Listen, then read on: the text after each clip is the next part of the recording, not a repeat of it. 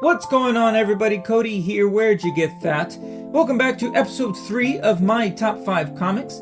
Today's feature is Jason Todd. First up, we have Batman 368. In this issue, Jason Todd officially becomes Robin in the pre-crisis era. So what does that mean? That means in this iteration of Jason Todd, he is essentially a carbon copy of Dick Grayson, all the way down to coming from a circus family, the Flying Todds, and his parents being brutally murdered by a villain, in which Bruce Wayne takes him in and he becomes the next Robin. This comic is from 1984. Crisis on Infinite Earths takes place in 1985 through 1986. Subsequently, this gives Jason Todd a new origin story, which officially begins in 1987 with Batman 408. So that's just some important context that's going to come up a little bit later.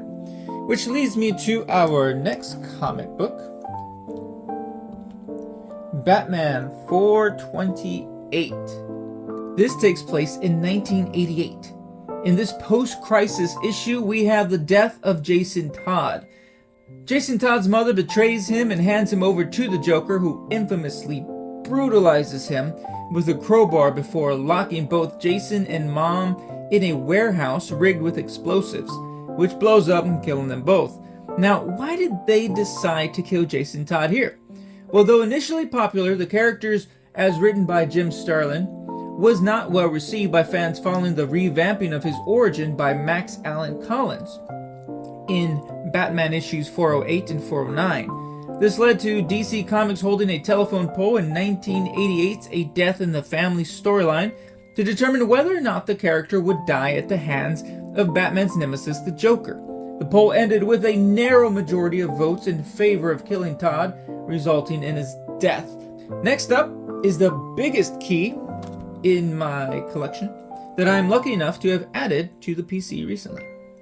This is a Batman 635. This takes place in 2005. This is the first appearance of Jason Todd as Red Hood. This is a pretty big key.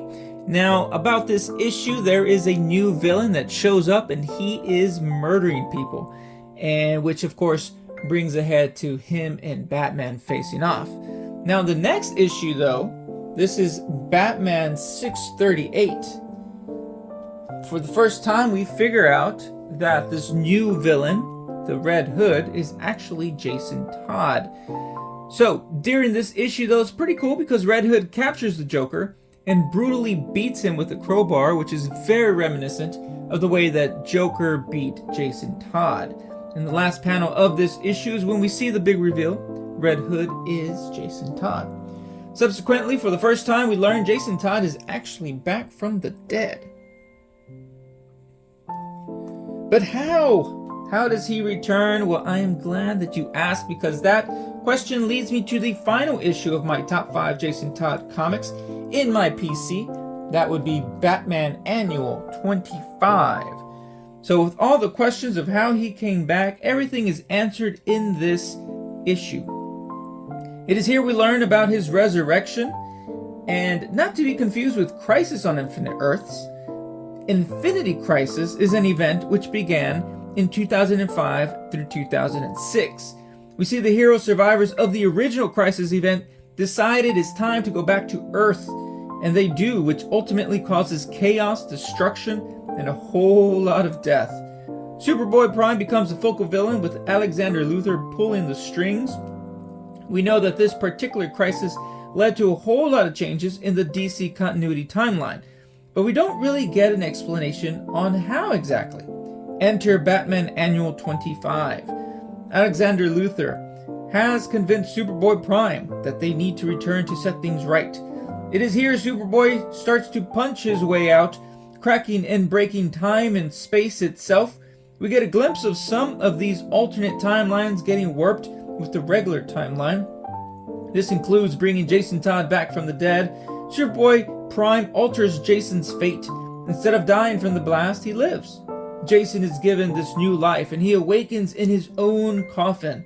He's a bit disoriented and out of his own mind. Talia al Ghul catches wind of his resurrection and throws him into the Lazarus pit with Ra's al Ghul inside it. Jason gets all of his memories back and escapes. He goes off to train in all the styles Batman was trained. Eventually, he makes his way back to Gotham. It is here we also learn he involved himself in the Hush storyline when he suggests to Clayface to make himself look like Jason and pretend he was alive all along to get to Batman's head. What Jason really wanted to see was Batman's reaction, but he doesn't bite. This hurts Jason and ultimately leads him down the path of becoming the Red Hood. So that's all I got. Thank you so much for taking the time and checking out the top 5 comics in my PC featuring Jason Todd. If you got any comic books featuring Jason Todd that you think are pretty cool, let me know down in the comments. So that's all I got. Thanks so much for hanging out.